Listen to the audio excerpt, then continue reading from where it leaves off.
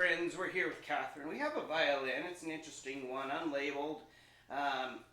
Probably 1900s, 1880 to 1920 is that sweet spot of a lot of production out there, a lot of imports.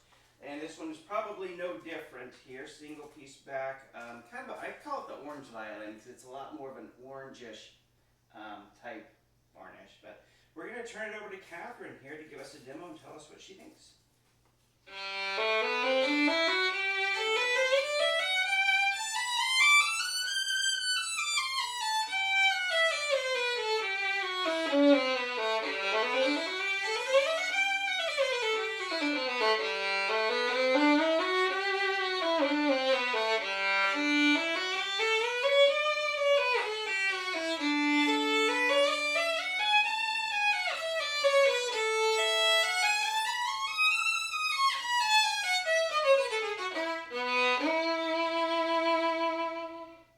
So I love how the quality of the sound really stays the same as you move up the strings.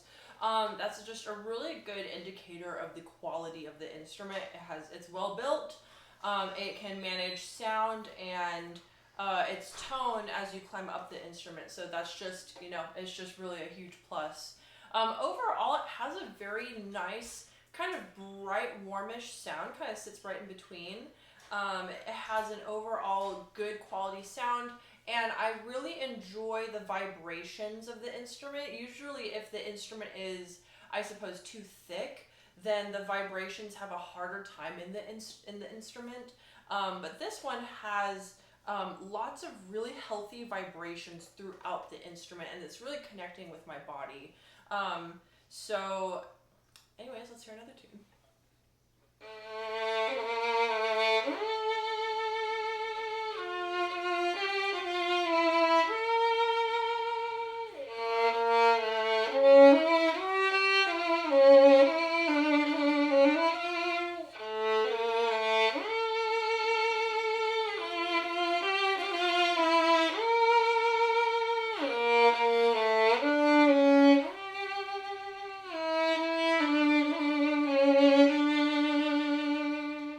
Nice G string sound, especially going sol G. It has that nice kind of throaty, hearty sound to it.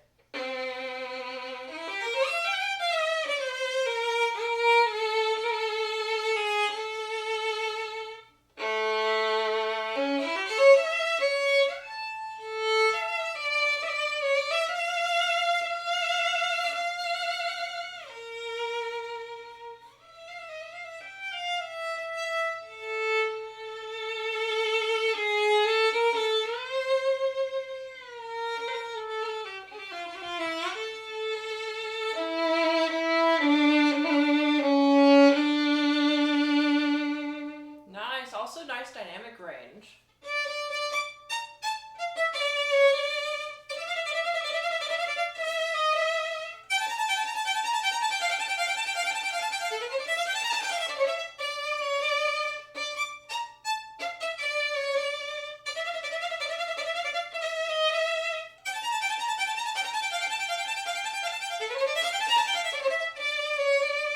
Nice clarity of sound too. A lot of the times you don't, like the notes get really fuzzy on a lower quality instrument.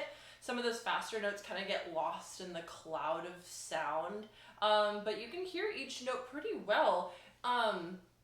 If you want a crispier sound, this one has like a nice, you hear every note and it has a very healthy sound to each note.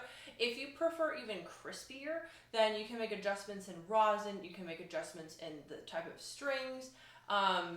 So there's lots of different ways that you can make it even crispier, but as is right now, you can hear every individual note and it's nice and they're all, I don't know, kind of buttery sounding almost, in a very crisp way.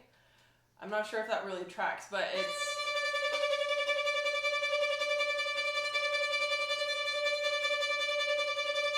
Yeah, I think my type of rosin is probably not what I should be using right now. But then again, so as you see, you can use different types of rosin, you can use different types of string in order to adjust. But already you're starting off with a pretty clear sound of all of those little 16th notes, those fast notes.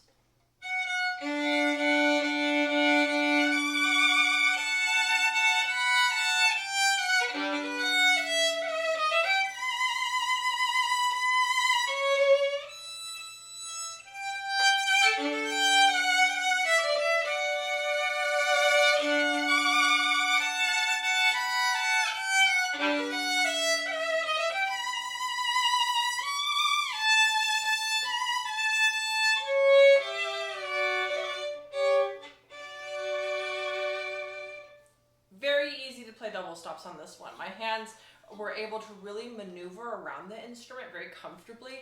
I did not have to fight for the double stops, which is something you don't, double stops are hard enough. You don't want to have to fight for double stops. And so playing the double stops on this instrument were very easy. So that's it's a great thing for this instrument, just another plus, really. I would say the one thing about this instrument that I would probably have any type of, I suppose, constructive criticism is I am not a huge fan of these strings on this instrument. I can feel the resonance of the instrument, and so the instrument itself has a great sound. And the strings are kind of like a tool to get that sound across. And so these strings are really hindering the sound of this instrument. It's, you know, and it's really throwing the balance off. And so if you slapped on maybe some, off the top of my head, some dominant pros or some il canones, those are just the two that are coming to mind right now. I think that this sound would really morph well with the strings, and the end result, the output would be so much more beautiful and resonant. But honestly, I think that's the best problem an instrument could have, is that it has the wrong strings on it, because it's a very easy fix. If it's not an issue with the instrument itself, you just replace the strings. And the awesome thing about it is that there are so many different strings out there that can kind of gear you towards the sound that you want.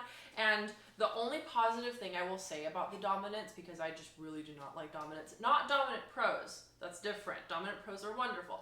Dominance. The one thing that I would say is good about dominance is that it really exposes the true nature of the instrument. It's kind of like a 0.0, and then from there you can kind of go and see what direction you need to go in. And so it really exacerbates the brilliance of this instrument. And so I would say going with a more warmer string will be probably the instrument's best bet. And so I think dominant pros would be another good string to try, and also il canones.